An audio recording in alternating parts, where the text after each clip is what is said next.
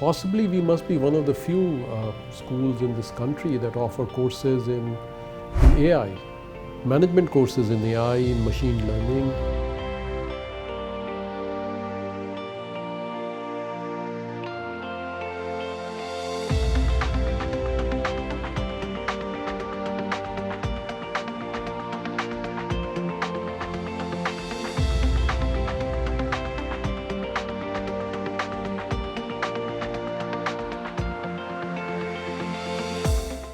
How is Mahindra University preparing students for the ever-evolving job market? The School of Management in Mahindra University is uniquely positioned given its structures and its commitments and its culture, that we keep our curriculum absolutely contemporary. And to give you an example, possibly we must be one of the few schools in this country that offer courses in AI, management courses in AI, in machine learning. We are also offering courses in entrepreneurship and innovation, in data analytics. So that gives us a unique opportunity and the flexibility to always offer courses which build skills which are desired today and that were not desired yesterday. We have an alliance with Cornell, so the professors of Cornell come and teach our students. All the more reinforces the contemporary nature of our courses and gives them an opportunity to learn from some of the world's best. One of the traditional weaknesses of many B schools is that the bridge between management schools and the industry, that industry and management connect, is very, very weak. Thankfully, we have got that as part of the heirloom. But we have not restricted ourselves to Mahindra set of companies, even though we derive huge advantage. But we've also stretched out and kind of got engaged with other firms in contemporary India. And I would not be doing justice to the school if I don't mention that we have a mandatory international immersion program that gives cross-cultural sensitivity to our students so that they may be global citizens. If you look at the quality of faculty we have, I would say very few schools have that kind of a faculty profile. Right? Most of our faculty come from some of the top business schools in the country or beyond. These are people with fantastic exposure, fantastic experiences. They have a lot of industry focus as well, and students benefit a lot by interacting with these. And amongst these crop of faculty we have a lot of professors of practice with extraordinary experiences, right? People who have worked in the industry at very senior levels and in top companies for 20 years, 15 years, and they bring all those experiences to the classroom. So that I would say is one very strong thing that we have. The second is the digital focus, which I believe is very innovative. Very few programs in the country have focused on the digital economy. And number three is the ecosystem we have. Very few universities get to have this kind of an ecosystem where there is a large tech company that is backing us, right? And we get a fantastic traffic of industry people, which very few schools do because of this kind of an ecosystem. Ultimately, there are a lot of people who want to engage with Mahindra University because of the brand. So all of these put together means students get exposed to the kind of people that very few other schools can provide. And this helps a lot from the learning perspective.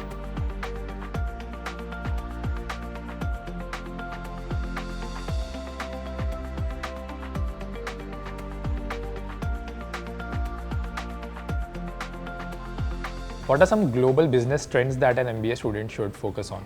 If you look at the business world today, you will see that companies are valuing students / professionals who have 3 to 4 very critical skills. And interestingly, many schools don't focus on them because we tend to focus a lot more on the functional aspects of training, but we forget that these are probably a lot more important for businesses because this is how businesses thrive, right?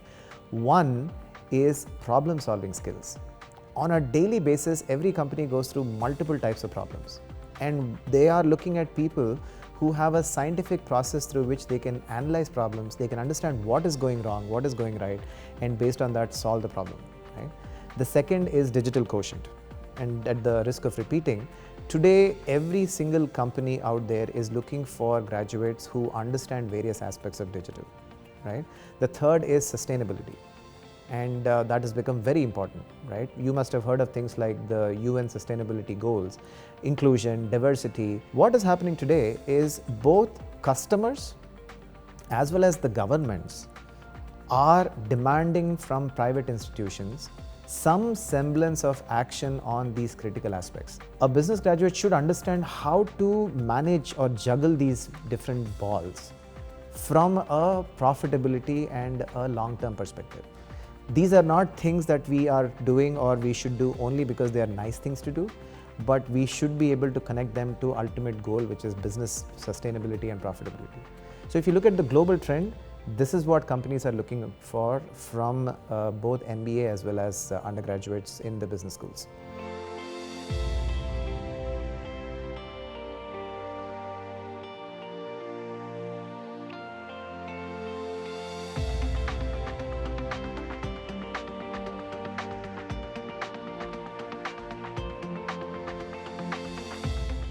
How are emerging technologies like AI and data visualization being integrated in the MBA curriculum?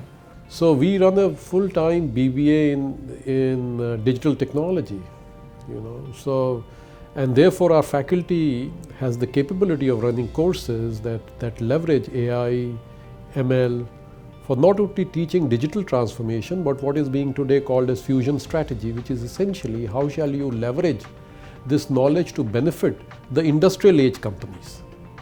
And therefore it becomes something which we already have as a capability available for our MBA students.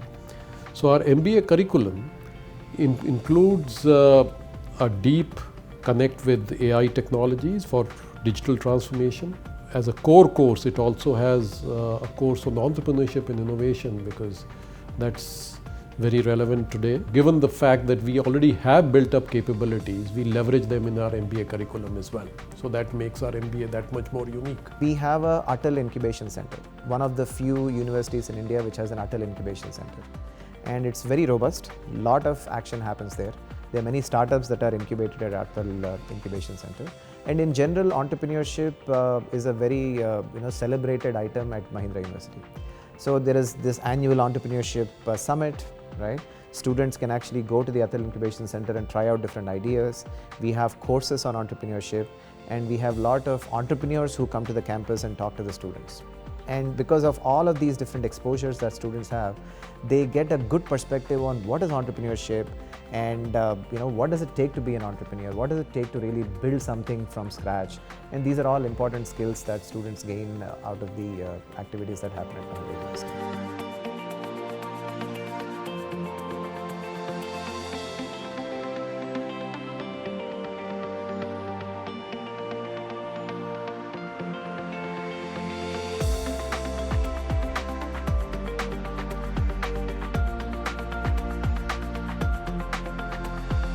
What are some key areas of digital transformation that a student should focus on? After discussions with industry folks and a lot of good discussions with premier institutions, we decided that there are 5 broad dimensions of digital knowledge that every graduate of Mahindra should have, no matter what domain they belong to. One is understanding digital platforms. There are so many different types of digital platforms that are put to use in industries today, right? And every graduate should actually have an understanding of what are these platforms, whether it's ERP or cloud or IoT or something else, analytics platforms, they should know that. The second dimension that every graduate should have is analytics. Data is exploding. Today, there is no decision that is taken without data and analytics. And again, doesn't matter which domain, every graduate should have a basic understanding of analytics. The third is digital marketing, right?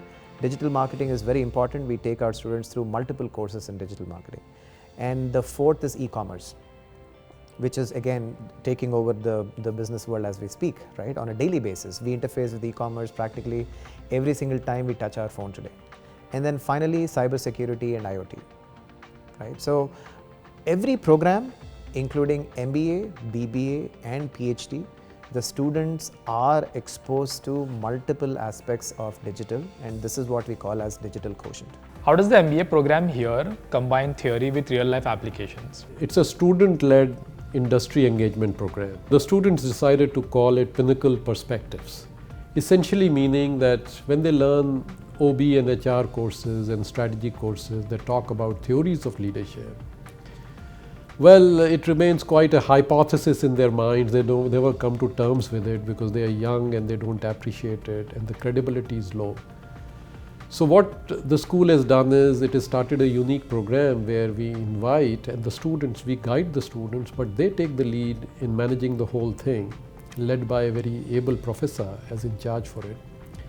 They invite leadership people from C-suite people, functional heads and managing directors of the companies, every Wednesday to come and talk to them under this umbrella called Pinnacle Perspectives on the personal journeys of the leader, the challenges that he or she faced in becoming successful, what sermons or lessons does the leader have for the students. So this gives the content for a faculty to connect theory with practice. And the credibility of the theory and the need to build that skill goes up. And so it enables our student to become industry ready, and so it works well for us. So these are some of the initiatives we are taking so that our students may benefit and become truly enlightened people who can create value and wealth for society. What are your goals for Mahindra University for the coming 3 to 5 years? Our aspiration is to be, rubbing shoulders with some of the best B schools in India to begin with. I would say that in 10 years, we should be in the top 10 B schools of India. Our mission must have a stretch. And when you don't have stretch, you don't find the energy to achieve. So we are kind of doing everything that is expected to get us there, which means we are hiring the best teachers and the best researchers as faculty.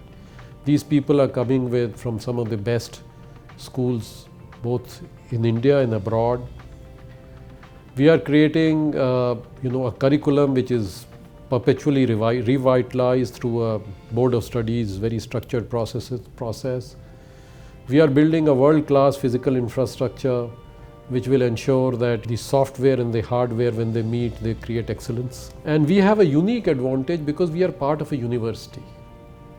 And management being liberal arts, it means that my students have equal access to the center of entrepreneurship and innovation. They have equal access to center of sustainability. They can learn from the faculty in the School of Law. They can learn from the faculty in the School of Media, and they can learn from the School of Design. So we have what the National Education Policy is mandating, that inherently the nature of education must be cross-disciplinary. So we are sitting here, with all these 7 great schools and wonderful teachers to actually leverage that cross-disciplinary nature of management education. Your advice to students pursuing MBA in 2024? Each industrial revolution that happened, it changed the nature of a manager's work. The 4th industrial revolution and the 5th that we are in the middle of, that's certainly going to transform the nature of human work. Rejecting it or sort of shutting your eye to the reality of the change is the surest recipe for failure. And therefore, it casts additional burden on us as the educators. We must shape our curriculum to provide this knowledge which we are doing to the students.